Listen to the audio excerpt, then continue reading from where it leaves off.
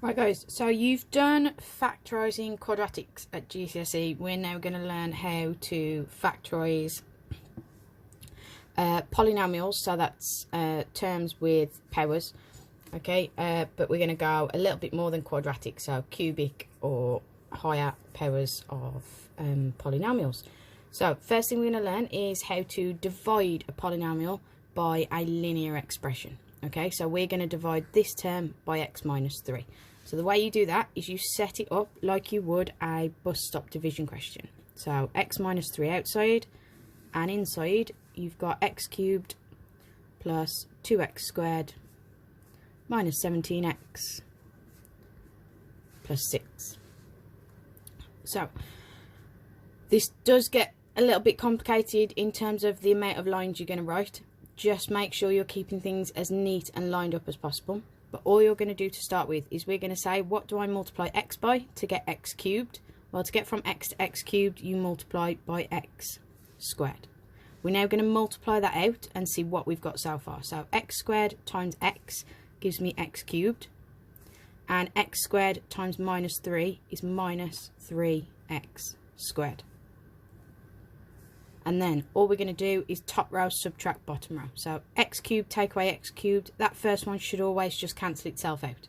After that, 2x squared minus 3x squared means I'm adding it on. So I've got 5x squared. And to finish that step, we're just going to bring the next term down. So minus 17x. So that was our first step. What we're then going to do is start back at the beginning. And this time we're going to say, what do I multiply x by to get 5x squared? Well, to get from x to 5x squared, I'd need to multiply by 5x. So if I multiply by 5x, let's see what that gives me. 5x times x is 5x squared. 5x times minus 3 is minus 15x. And again, we're then going to subtract them.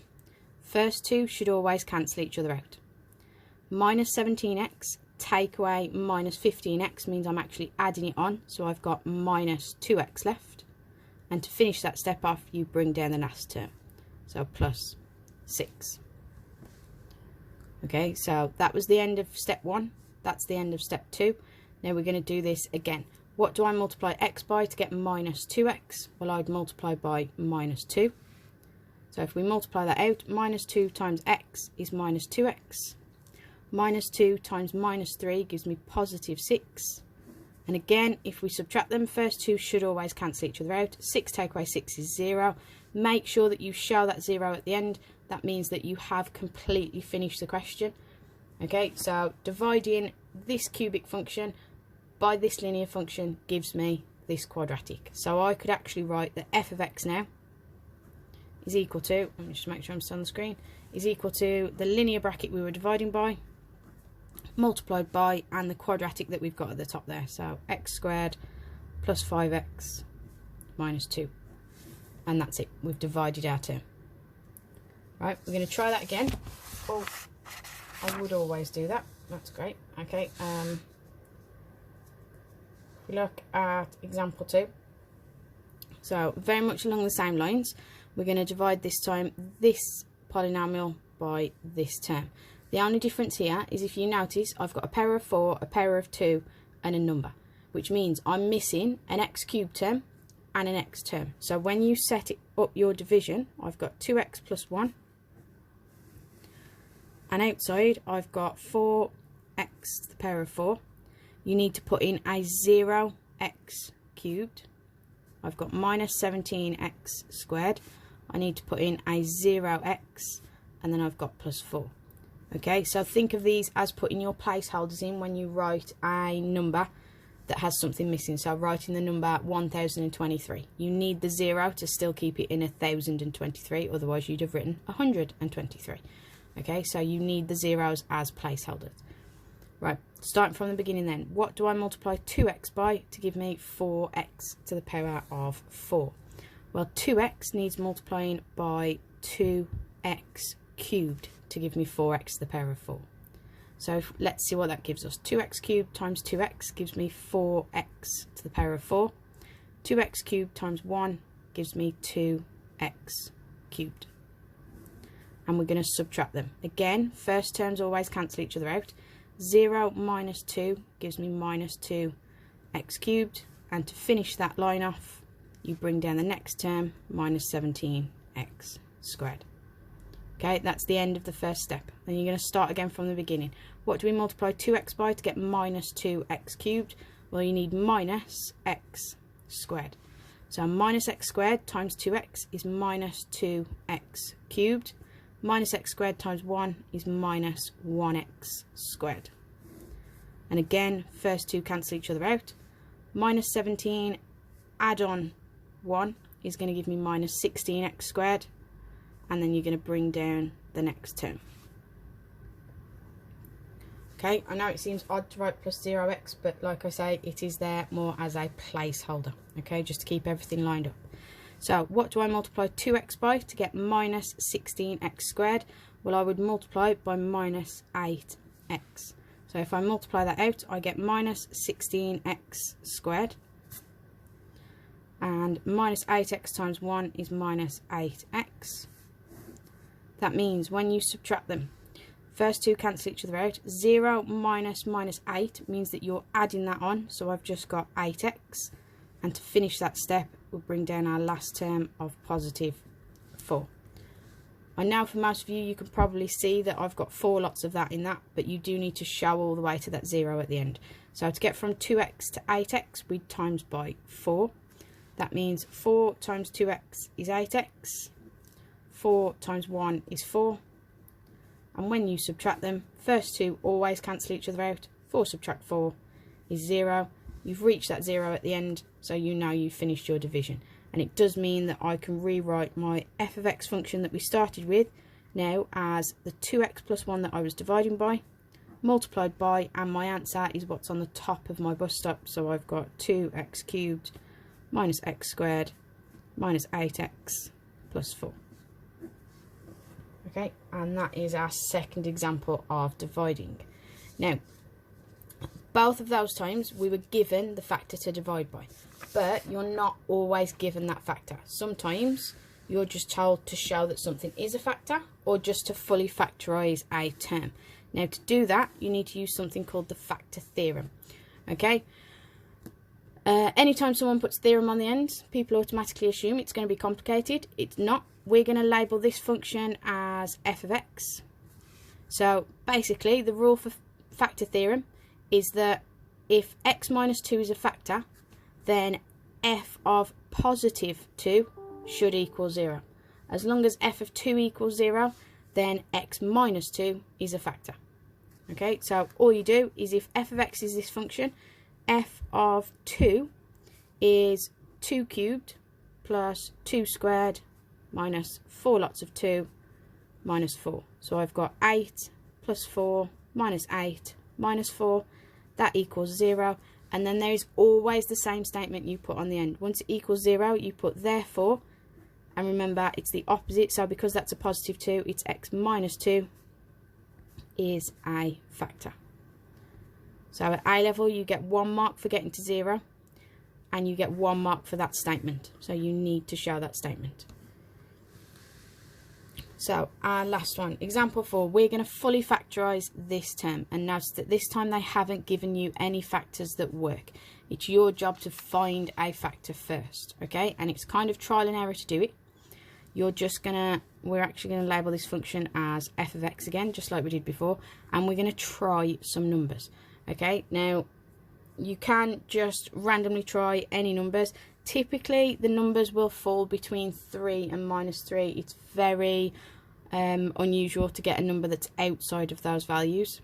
Okay, so it's always good to start with 1 or minus 1.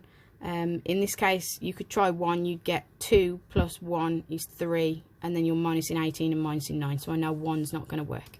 Okay, if we try 2, I've got 2 lots of 2 cubed plus 2 squared minus 18 lots of 2 minus 9.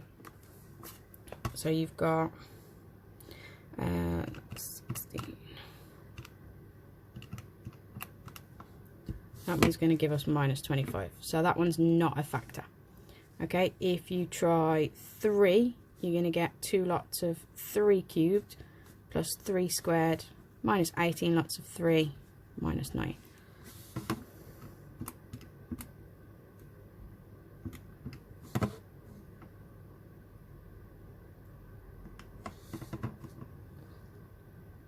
Right, sorry I got interrupted in the middle there, guys. So if you type that in, you get 0. That last one doesn't actually look right. 8, 16. Yes, that's fine. Okay, so because that equals 0 and we typed in 3, I know x minus 3 is a factor. Okay, and from there we then need to do the polynomial division that we've done before. So x minus 3 is going to go outside, and inside we've got 2x cubed plus x squared minus 18x minus 9. Now if you want to test your polynomial division, pause the video at this point, give this a try, and then listen through and see if you manage to get it right. So to get from x to 2x cubed, we need 2x squared. If I multiply that out, 2x squared times x is 2x cubed. 2x squared times minus 3 is minus 6x squared. And we're going to subtract. First ones cancel. 1 minus minus 6 gives me 7x squared. And bring down the last term. And then you're going to start the whole process again. To get from x to 7x squared, I need 7x. 7x times x is 7x squared. 7x times minus 3 is minus 21x. And then subtract them. First ones cancel. Minus 18, add 21 gives me 3x. And bring down the last term. And then start the whole thing again. To get from x to 3x, we multiply by 3. That gives me 3x minus 9. So if I subtract those, first ones cancel. Minus 9, add 9 is 0. So I've completed that one, and it means that my f of x function can be written as x minus 3 multiplied by 2x squared plus 7x plus 3. Now it did ask us to fully factorise, which means that second one should factorise into something. Now a 2x squared is going to be a 2x and an x. To get 3, the only way I can multiply is 3 and 1. So if I've got 2 times 3 would give me 6, add on another 1, I've got 7 altogether, so I've got my factorised form. Obviously whichever method you use for factorising is absolutely fine. Now the last part of this is to sketch the graph. So we have done a little bit of this at GCSE, but basically all you need to know is in terms of your graph, you know that your x cubed function has to be, because it's a positive x cubed originally, 2x cubed, okay, I know it's going to be a graph that turns twice and is travelling upwards because it's positive. So if you look at your values, it means it's going to cross through at positive 3. Okay, so x equals 3, x equals minus a half, and x equals minus 3. So those are the 3 points that my curve's going to cross through here. So I've got 3 and minus 3, and then I've got minus a half. So there's the 3 points that my graph is going to cross through the x-axis. The last bit I need is just like we do at GCSE. The very end value is minus 9, so that's the point where it's going to cross through the y-axis. Okay, so that means I've got a graph that goes up through minus 3, back down through minus a half, down through minus 9, and up through 3. That point there would be minus 9. And that's it. I've got my x cubed graph. Okay guys, so hopefully that helped. Give it a go.